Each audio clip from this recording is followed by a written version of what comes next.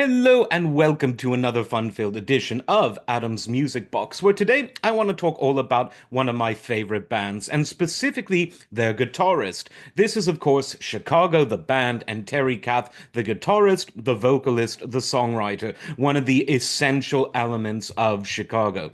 Now, Chicago were just an amazingly virtuosic and talented band, and it seemed that they could really do no wrong. Every album they put out was great, very high energy, great writing, although each songwriter and frankly each instrumentalist had their own very distinct style, they all blended so well.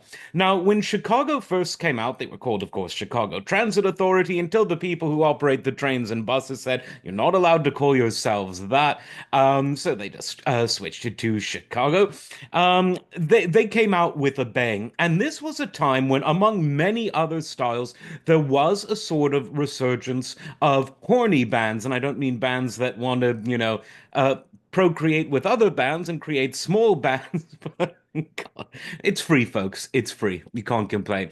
But I mean bands that prominently featured horns, even though at the time the rock scene that was increasingly taking over the pop world, it was really defined by other instruments. The electric guitar, the Hammond organ, the electric piano, not so much your trumpets and saxophones.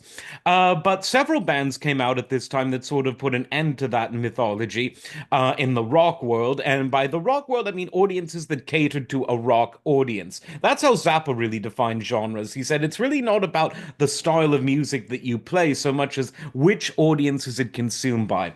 Now, the bands I'm talking about are Chicago and Blood, Sweat, and Tears. Two of my favorite bands ever. Now, one of the main differences is that there was no real prominent, overdriven, rocky guitar in Blood, Sweat, and Tears. Chicago, though, had that harder edge, that more rocky sound, and this is because of Terry Kath. Now, Terry Kath was someone described by Jimi Hendrix as the best guitarist around, and that is incredibly high praise. He's the kind of person where if he went out as a solo artist, I think he would have been seen up there with people like Robin Trower and Ernie Isley as sort of the Hendrix-esque, very bluesy, melodic, inventive, innovative guitarists of the era. But in Chicago, they were at least in their prime in the late 60s and 70s, they were something of a faceless band. They were a big band, I said not by the standards of the 1930s or 40s, but by the standards of the rock era, they were a rather big band. And, they all sort of blended in. There were three vocalists that all took lead on different songs and they harmonized. There was, of course, pianist and vocalist Robert Lamb, who's still with the band. There was Peter Cetero, who later became a solo artist from after leaving Chicago in the mid 80s. I said bass player and vocal, I think. Of course, there's Terry Kath. You have a great drummer, Danny Seraphin, who was with the band right up until the early 90s. It's a shame they ever let him go. He's fantastic.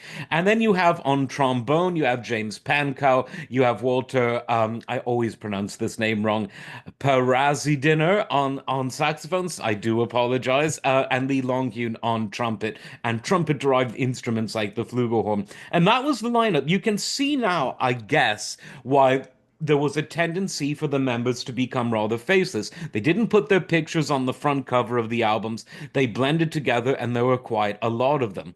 But the people who really know guitar no, the Terry Kath was absolutely one of the best.